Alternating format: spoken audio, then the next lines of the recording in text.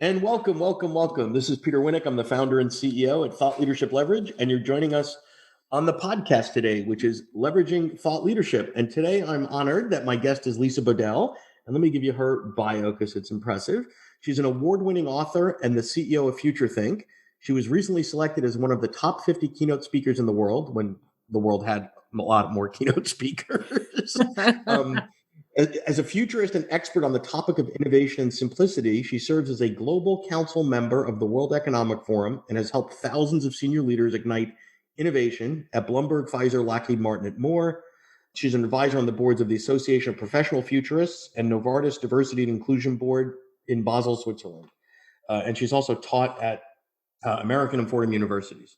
And I left out a bunch of stuff, including your TED Talk in the middle. Good stuff. So here we are. Welcome. Hey, thanks. I think you got most of it. Thank you. Thank you. Yeah, it's so fun to be here. So let me start with one of my favorite questions is, okay, so how the hell did you get here? Because most people, other than a handful of academics here and there, ever make a deliberate plan to say, when I grow up, I want to be a thought. I always say to people, I do not remember a single moment in elementary school when I looked at my parents or teachers and said, I'm going to grow up and be a keynote speaker and a futurist. Like that just wasn't a thing, right? So, how I got here, I always say is strategic luck. Like I had a plan and then everything changed and I got lucky that I met different people or I took the right risks. So, by background, I'm a recovering ad agency person. I was always the business person in a really creative area, but everyone said because I wasn't in the creative department, you can't be creative. And I thought that was BS. So that was right around the dot-coms, remember those times, those 90s. And I decided, screw it, I'm going to leave and I'm going to go join a .com. So I learned how to run a business, a creative business, right? Web design on someone else's dime. Nice. And yeah, you really couldn't go wrong back then. So I got cocky and I left and I said, I'm going to do this on my own.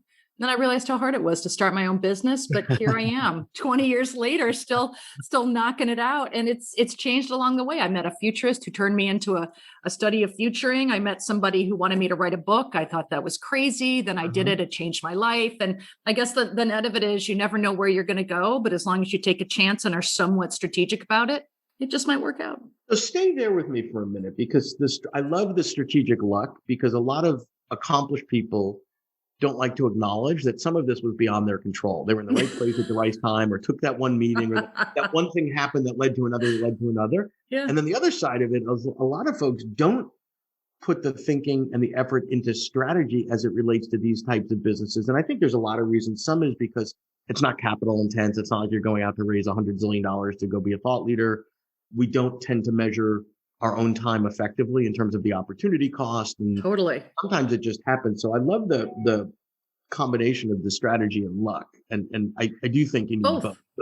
Yeah, I agree with you. You know this too, Peter, probably from, your own trajectory, which is the best laid plans. But, I'm glad I pivoted when I did because, outside influences change. But the harder I try, the luckier I get, that kind of thing, which is some people, right? Some people, you look at some and you're just, God, they were just in the right place at the right time. There's no way that guy knew that was going to happen. But, there's always that. But I feel like, thank God I went out there and I took that coffee, I took that meeting, and the reality is 90% of the time it's not going to work, but the 10% that does, that's all you need. And that's how I got to where I am. I just had some lucky meetings and then it clicked. Right. But it's not all luck. So then you also have to understand how to listen to the market, because as a futurist, right, that's not, there's lots of job titles that you go, I know exactly what a futurist does all day. Like it's, my friends are accountants and it's tax season. They're doing what is a day in the life of a future? What is a future? Well, It's funny you said that because it's, everyone thinks it's like a corporate psychic or something like that. Yeah, right. It's about, right. So a futurist, that's a great example of, it's about you're lucky, but then you know what to do with it when you get the chance. Like you can recognize an opportunity. That's strategic luck to me. But so, for example, I met the guy who was a futurist. He was at Dow Chemical. And my family's from Midland, Michigan. And that's where Dow Chemical is. And this guy said, hey, you should come meet me. I'm in Midland, Michigan. Do you know where that is? And I thought, what a weird, no one knows where Midland, Michigan is. So yeah, I said, sure, I'll come out and visit my grandfather and I'll happen to have a coffee with you. And I saw the potential in being able to teach people, potential and change, but in a structured way. But I wanted to take what futurists did, right? This is the opportunity, and make it more tangible and more business-like. So rather than science and voodoo and big trend setting. I wanted to break it down into tools that people could use. So I took that meeting and I made an opportunity out of it, and Future Think was born. So stay there for a minute, because I think it's a critical piece. So it's not that whether it's a futurist or an innovation expert or leadership management, whatever, you don't live in sort of guru world, meaning I have to bring you in, because what happens is, here's what I think, and I'd love your push on this, is large organizations come across like someone like you, and they're going to put you into one of two buckets. Holy cow, brain on a stick. She's amazing. She's brilliant. Throw all the money at her, bring her into the board, and she's going to, shake her magic 8-ball and tell us what's next, Right. Corporate psychic. Yeah. Well, whether it's corporate psychic, I mean, it could be in innovation or creativity or DNI. It doesn't matter what the expertise is, but we need her in a room or in a Zoom to impart her brilliance and knowledge on us. Great. And that's a brain on a stick. You've done both, where you're clearly the brain on the stick, but you've put a lot of energy and effort and resources into taking what you've got and making it teachable to others, so others could think like it. And that's really the magic, because it's not about listen, you have charisma and you're a good speaker. All those things are lovely, but moving into the capabilities development business is where the money is for most. So can you touch on that for a bit? Well, so there's a strategic luck thing right there. So which is like, take what you're good at and then do something with it, right? Because then you'll be passionate about it. And everyone knows, this, Peter, being an entrepreneur is, you better be passionate about what you're doing, because you're going to work really, really hard at it if you're going to be successful. So, two things in my background is I'm a Midwesterner, which, if you want to follow a stereotype, I'm very practical. I'm a very, very practical person. So, head in the clouds is not my thing. I love the creativity, but it's got to be grounded in something. So I really believe in the teaching part of it, right? So that was one piece of how I got to Future Think versus brain on a stick. And then the other piece of it to me is that I'm impatient. And so I really like accelerated. I really hate people. That's why you moved to New York? Yeah. Because everyone's so patient and calm, right? Yeah. So, right. So it's I like the fast pace, but I recognize that everyone has ADD. And so that's why I think the accelerated part of all my stuff came in. If it's a 12-step program, I don't have time for it. If it teaches me, if I got to learn it all day, I don't have time for it. So getting really bite-sized and micro so people can learn things fast, practically, was my shtick. And right now, guess what, Peter? It's the right time for that. So again, like sometimes you're a little ahead of the curve. Sometimes you hit it right, but those were the things I was good at. So I created the business in that way. Right. So talk about, I call it sort of the curse of the expert, where if you were to if I were to say to you, all right, hey, Lisa, let's jump in the car on the driveway and, go into Starbucks, go into town and grab a coffee, but you got to tell me the 117 steps it's going to take us to get in the car, back it up, look in the mirror, whatever. Like, you're gonna be like, no, he's out of his mind, right? But that's really where the magic is to take the things that to the expert are so damn obvious, or you see it, or it's Great part point. of your DNA, and break it down to the Lego pieces and explain it to me like I'm a third grader, because in many ways I am, right? No, you're not. Yeah, that is part of the magic. It's kind of like you kind of fool yourself, because you're thinking, well, if it's so easy to me, everyone else must have already figured it out. I mean, everyone has that. It's kind of like that imposter syndrome, right? But for thought leaders, like, I think I'm telling them magic, and I bet they think that, oh God, I've already known this. Why would I pay you for this? But there is some magic to it. Like, some people will say to me, I'm good at simplifying. I'm really good at getting rid of unnecessary stuff. So I think some of the tools of the trade that I have when I do that, well, everyone must know that. But then I'll say the simplest things, Peter, and everyone will go, that's magic. Well, that's a good thing, right? Because that means that's intuitive to me. And that must be something that I can share with the world. So it's getting over that doubt, I think. If you're enjoying this episode of Leveraging Thought Leadership, please make sure to subscribe. If you'd like to help spread the word about our podcast, please leave us a review and share it with your friends. We're available on Apple Podcast and on all major listening apps, as well as at thoughtleadershipleverage.com/podcasts. There's also another thread to that, if you will. Folks like you tend to get brought in to solve big, hairy, things that the company couldn't solve on their own, right? If they could have figured this out, they would have figured it out. Well, and that's what goes through your head, right? Right. Like, yeah. What am I going to do? So they're willing to pay the big bucks to bring in the branded expert to solve it, right? But oftentimes the money is in what I would say is, I call it the democratization of the content, right? So what are derivatives of what you're doing that might work for a frontline employee or a mid-level manager, or, a newly minted manager, et cetera. It doesn't mean they're going to have the domain expertise that you do, but using the same models, frameworks, whatever that you're using to solve the biggest issue that's the CEO's hair is on fire, to a middle manager with something more pragmatic. Well, so here's the pragmatic part. And I love what you just said. It's like, how do you teach people techniques that can be learned, at any level? And to me, it's, where the big consulting companies come in and there's a place for everything, right? That's the sphere of concern. They come in at the organizational level, the corporate level, the regulatory level, like where everybody has these big concerns, right? Redoing the travel policy and the IT structure.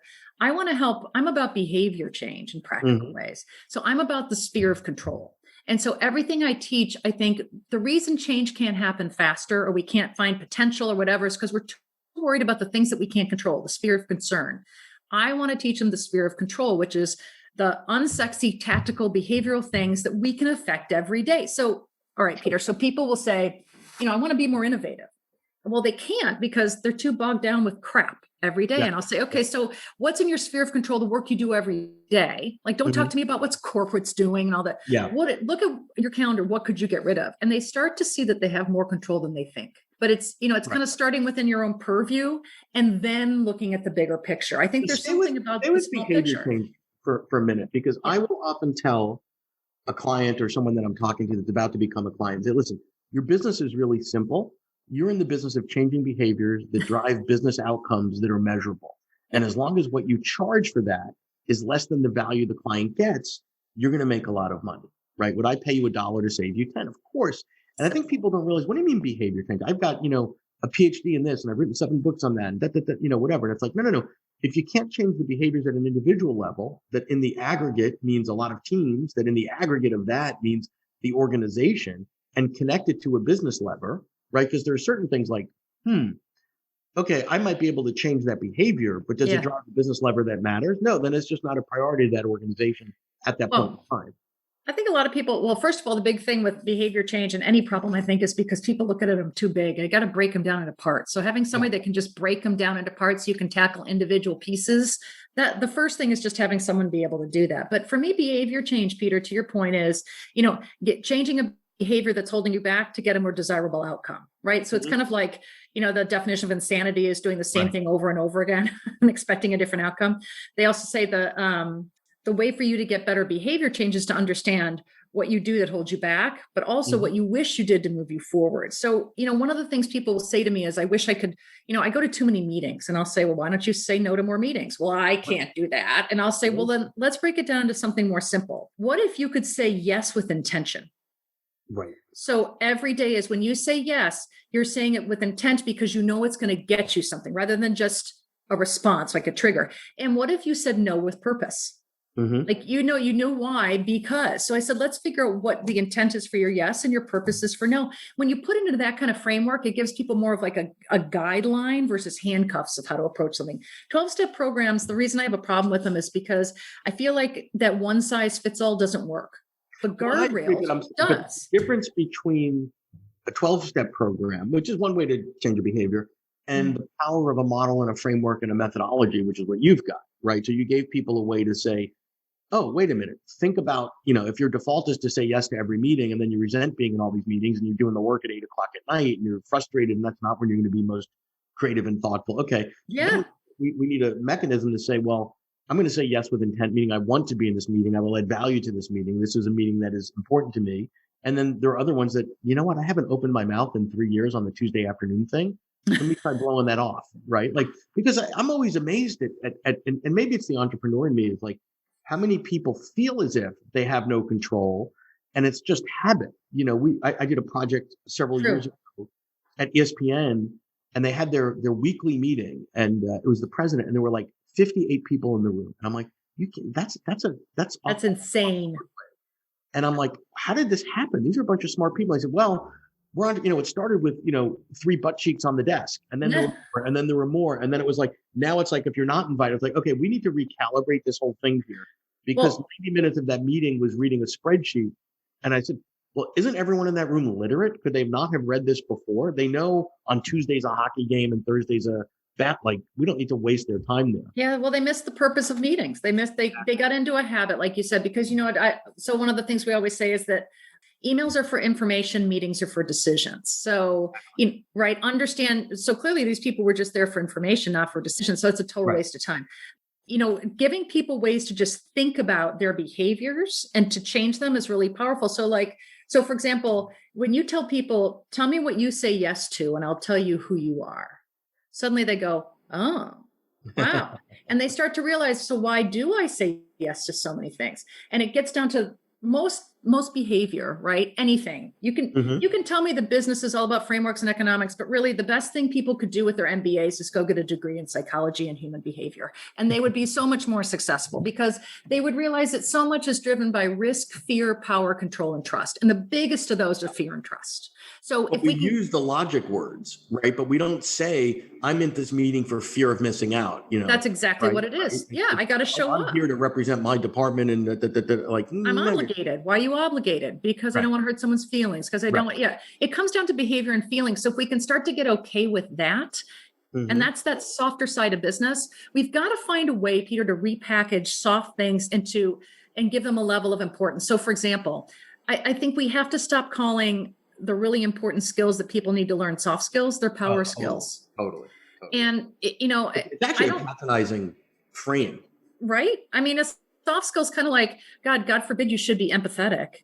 That's a soft skill. Well, yeah, but I'd rather work with a person who can, lead the team than is just the expert on one thing. So we've really got to get to a point where we are embracing more of the behaviors and these power skills to really lead, not just authentically, because that's another bad word, but lead powerfully and productively. Yeah, and with integrity. So I would be remiss if I didn't take advantage of asking the futurist, what's next? So, and I mean that through the lens of thought leaders, right? So, so much has changed and will continue to change as a result of COVID. And that's not all bad. I mean, COVID is bad, clearly, but the changes that are coming out of this, us learning that we can work in different ways and we don't have to all be in an office and all that. But I don't want to say the new normal, but what do you see that are things that might become more normalized or different or whatever in the next year? Oh my God, Peter, we don't have enough time, but this is amazing that you said this. So my realm is in, human thought and behavior. And so I like looking at how, that things aren't what you think, we always like to say the future isn't who you are, it's who you're becoming. And we always have to realize the implications of things. And so, for example, I think I'm really hot on voice commerce right now because voice commerce is the future, right? With assistants, voice assistants. Like, I don't know if you have a Google Home or an Alexa. Sure. I'm sure you do. Yeah. Yep. But so much of what we're buying right now is that way. And it's going to become even cooler and creepier in the future because it's cool because we can just order things with our voice. It's creepy because the algorithms are going to start to hear my voice and respond differently depending on my tone and the words I use. So in the morning, before my coffee, you're going to respond to me differently than later when I have a glass of wine. So, and you're going to be able to manipulate and upsell me, or you're going to be able to help me, depending on if it's cool or creepy, depending on these very behavioral things. So I think we're coming into a time period when behavior is not just important, but it is going to be very powerful. So it affects you in a business way, like voice commerce, but it also affects you in terms of behavior inside your company. So voice commerce is convenience trade-off, right? So there's the creepy convenience trade-off. Like when it goes just over that line, it's creepy. But when Siri or Alexa knows what's on my mind, I'm like, oh, that's pretty cool. But see, this is the deal. And that's what futurists want to teach people is there's always a cool and a creepy. There's always a good and a bad.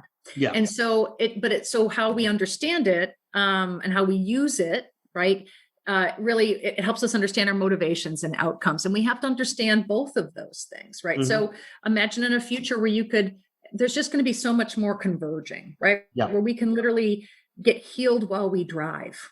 Our buildings will make us healthier. Our cities are going to be able to track our every movement. I mean, there's so many things behaviorally that could have good outcomes because it could give us healthier lives, or it could be surveillance. So depending on how it's used and monitored right now is really, really important. So behavior and data, by the way, are not two different things. They're together. So I think you're going to see all these different things coming together. And that's why these jobs that don't exist right now in 10 years that my son, when he's out of college, he's going to have, I'll go, I hope he does it in a cool way, not a creepy way.